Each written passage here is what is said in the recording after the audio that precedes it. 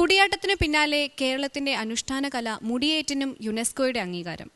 പൈതൃക പട്ടികയിൽ ഉൾപ്പെടുത്തിക്കൊണ്ടാണ് യുനെസ്കോയുടെ അംഗീകാരം. മലപ്പുറം ജില്ലയിലെ ഇടിവണ്ണ ഗവൺമെന്റ് LP സ്കൂൾ കഥകളിയും ഓട്ടംതുള്ളലും കുടിയാട്ടവും കൂത്തും പഠനവുമായി ബന്ധപ്പെടുത്തി പഠിപ്പിക്കുന്നു. നമ്മുടെ കലാ-സാംസ്കാരിക പൈതൃകത്തെക്കുറിച്ച് കുട്ടികളെ ബോധവാന്മാരാക്കുന്ന ഈ പ്രവർത്തനം എന്തുകൊണ്ടും ശ്ലാഘനീയമാണ്. നമുക്ക് സ്വാഗതം ചെയ്യാം ഇടിവണ്ണ ഗവൺമെന്റ് LP സ്കൂളിലെ വേദിയിലേക്ക്.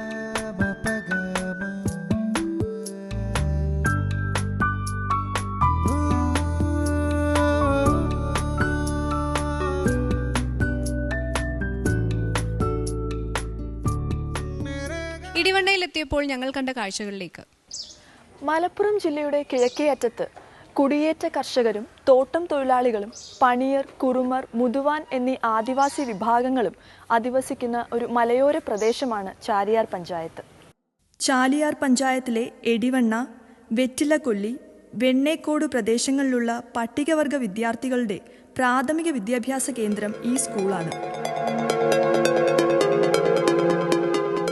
എടിവണ്ണ റബ്ബർ എസ്റ്റേറ്റിന്റെ ഉടമസ്ഥരായ പിയേഴ്സ് ലെസ്ലി കമ്പനിയിലെ തോട്ടം തൊഴിലാളികളുടെ മക്കളുടെ വിദ്യാഭ്യാസത്തിനു വേണ്ടി ഒരു ഏക അധ്യാപക വിദ്യാലയമായിട്ടാണ് GLPS എടിവണ്ണ എസ്റ്റേറ്റ് ആരംഭിച്ചത്. 243 വിദ്യാർത്ഥികൾ പഠിക്കുന്ന ഈ വിദ്യാലയത്തിലെ 50 വിദ്യാർത്ഥികൾ പട്ടികവർഗ വിഭാഗത്തിൽപ്പെട്ടവരാണ്.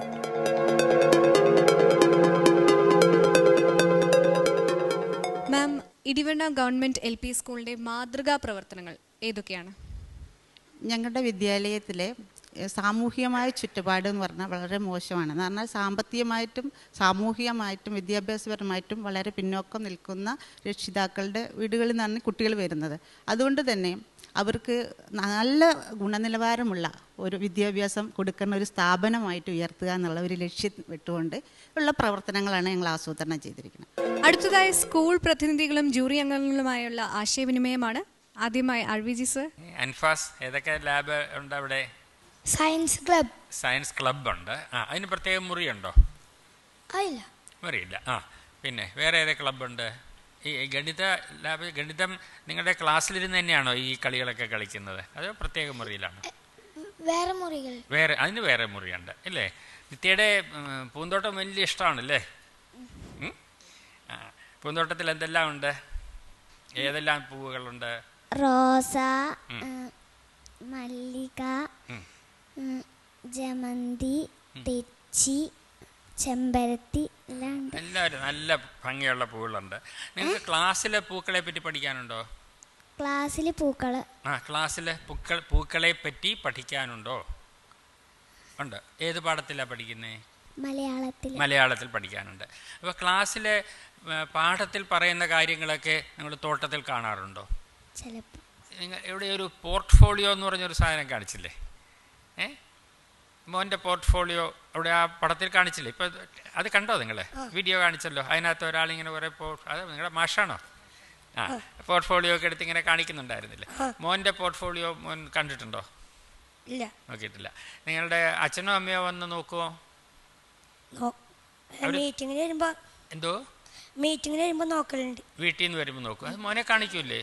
മീറ്റിങ്ങിന് വരുമ്പോൾ നോക്കും അല്ലേ? അത് മോനെ കാണിക്കൂലേ? അതിനകത്ത് എന്തൊക്കെയാ മോനെ പറ്റി? അതിനകത്ത് എന്താ ഉള്ളേ? ഞങ്ങൾ ക്ലാസ്സിൽ ചെയ്ത പ്രവർത്തനങ്ങൾ അതൊക്കെ മോൻ തന്നെയാണോ അതിനകത്ത് കൊണ്ട് വെക്കുന്നത്? അതോ ടീച്ചറാണോ? സാറിൻ്റെ അടുത്ത് കൊടുക്കും. സാറിൻ്റെ കൊടുക്കും. സാറ് അതിനകത്ത് കൊണ്ട് ഭംഗിയായിട്ട് വെക്കും അല്ലേ? ചില കുട്ടികളൊക്കെ അതിനകത്ത് വെക്കുന്ന കണ്ടല്ലോ. അത് പടമെടുക്കാൻ വേണ്ടി ചെയ്തല്ലേ? അതെടുത്ത് നോക്കണം കേട്ടോ. അപ്പോൾ അത് നമുക്ക് നോക്കുമ്പോൾ ഒരു രസം തോന്നും. നമ്മൾ ഈ പഠിത്തം തുടങ്ങിയ കാലത്ത് എഴുതിയതും ക്ലാസ് തീരാറാകുമ്പോൾ എഴുതുന്നതും തമ്മിലുള്ള വ്യത്യാസമൊക്കെ ഇല്ല. അതല്ലേ നമ്മുടെ വളർച്ച.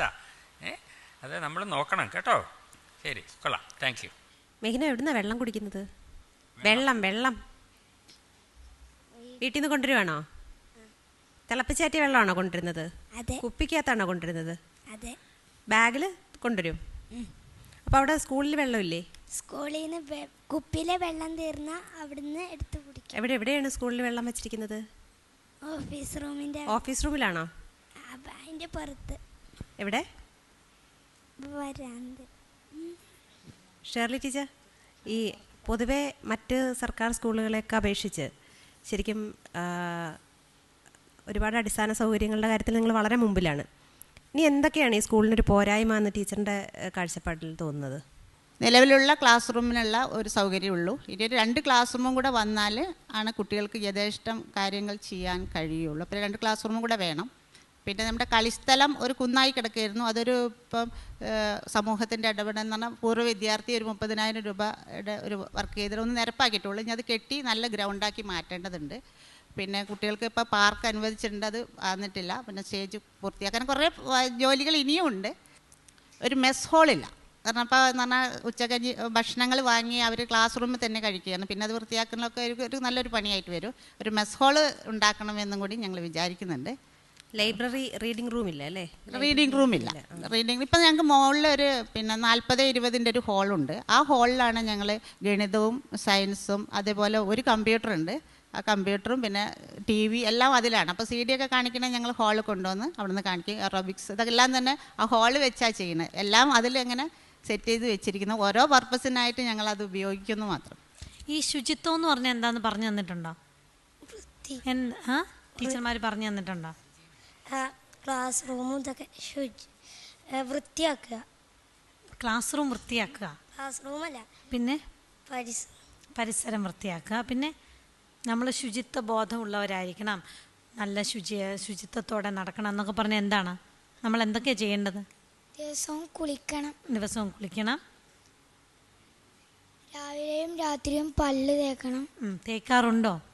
രാത്രിയിലും പല്ല് തേക്കാറുണ്ടോ എല്ലാവരും? തല കുലുക്കിയതിനൊരു ബലം പോരല്ലോ. പിന്നെന്ത് ചെയ്യണം?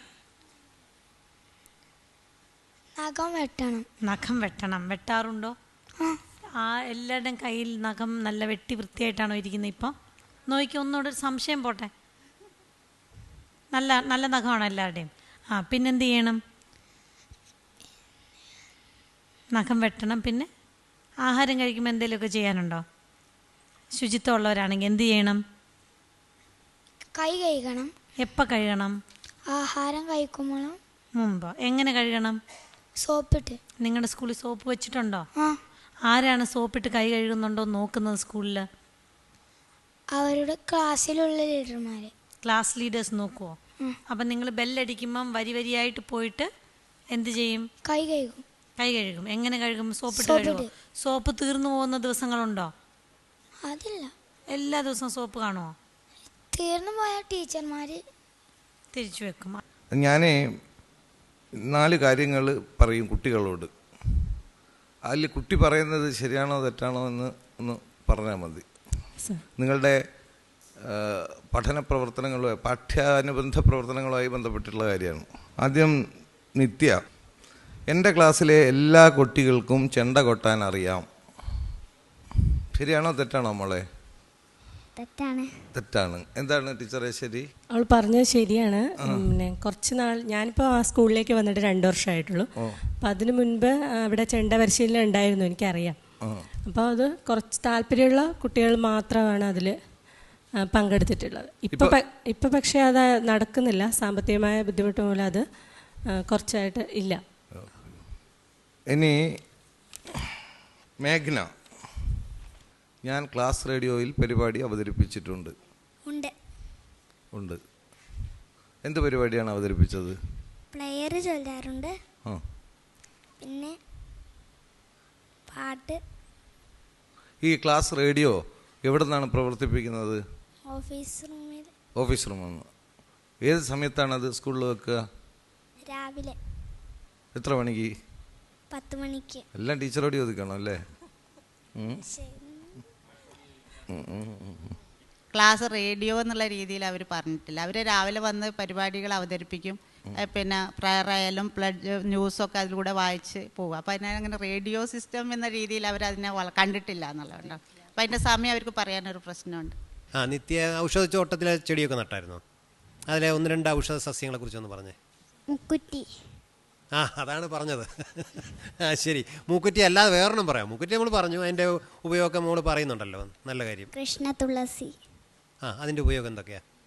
ചുമ, കഫക്കെട്ട്. കഫക്കെട്ട്. നിങ്ങളുടെ വീട്ടിനകത്ത് ഏതെങ്കിലും ഔഷധ സസ്യം വളർത്തുന്നുണ്ടോ? എന്താ മോടെ വീട്ടിലേത് വളർത്തുന്നുണ്ട്? തുളസി, ആ കഞ്ഞിക്കൂർക്ക. വീട്ടിൽ ഉണ്ടാക്കുന്നുണ്ട്. ആ പോർട്ട്ഫോളിയോ ഒക്കെ ഞങ്ങളെയും കാണിച്ചു തന്നു. മദർ പി ടി എയിൽ എല്ലാവരും അങ്ങനെ അമ്മമാരൊക്കെ വരാറുണ്ടോ? ഈ പോർട്ട്ഫോളിയോ ഒന്ന് അവരെടുത്ത് നോക്കുമോ? അവരത് കണ്ടു എന്നൊക്കെ നമുക്ക് ഇങ്ങനെ മനസ്സിലാവണേ. ഹെഡ് മിസ്റ്റേഴ്സിന് എങ്ങനെയാണ് അമ്മമാർ മക്കളുടെ പോർട്ട്ഫോളിയോ എടുത്ത് നോക്കി എന്നൊക്കെ മനസ്സിലാവുക? എല്ലാ മാസവും കൃത്യമായിട്ട് CPTA നടത്താറുണ്ട്. അപ്പോൾ CPTAയിൽ ഞാൻ പിന്നെ എല്ലാ ക്ലാസ്സിലും മാറി മാറി സംബന്ധിക്കും. കാരണം എനിക്കൊരു ക്ലാസ്സിൻ്റെ ചാർജുണ്ട്, 3-ാം ക്ലാസ്. അപ്പം പിന്നെ 2-ാം ക്ലാസ്സും പിന്നെ 3-ാം ക്ലാസ്സും ഒരു ദിവസവും 1ഉം 4ഉം ഒരു ദിവസവും വിളിക്കുക. അപ്പം പിന്നെ എനിക്ക് മറ്റ് ക്ലാസ്സുകളിലൊന്ന് പോകാനുള്ള അവസരം ഉണ്ടാവും. നമ്മൾ ഇപ്പം പറഞ്ഞാൽ രക്ഷിതാക്കളോട് പറഞ്ഞു കൊടുക്കുക. കാരണം എങ്ങനെയൊക്കെയാണ് നമ്മൾ പഠന പ്രവർത്തനം കൊടുക്കുന്നത്, അപ്പം നിങ്ങൾ എങ്ങനെയാണ് വീട്ടിൽ അവരെ സപ്പോർട്ട് ചെയ്യേണ്ടത്. അപ്പം ഈ കുട്ടികൾ എഴുതിയത് എങ്ങനെയൊക്കെയാണ് എന്ന് പറഞ്ഞിട്ട് അവരെ പിന്നെ അതെടുത്ത് നോക്കി ഞങ്ങളെടുത്ത് കൊണ്ടുവന്ന് അപ്പം എല്ലാവർക്കും ഞാൻ പറഞ്ഞില്ലേ, എല്ലാവരും ഒരു കൂട്ടായ്മ വിദ്യാഭ്യാസപരമായിട്ട് മുന്നോക്കത്തിലല്ലാത്തതുകൊണ്ട് ഈ പോർട്ട്ഫോളിയോ 100% ഫലപ്രദമായിട്ട് വിനിയോഗിക്കാൻ കഴിയില്ല. ഇനി നമുക്ക് ഗ്രേഡ്സ് ചോദിക്കാം.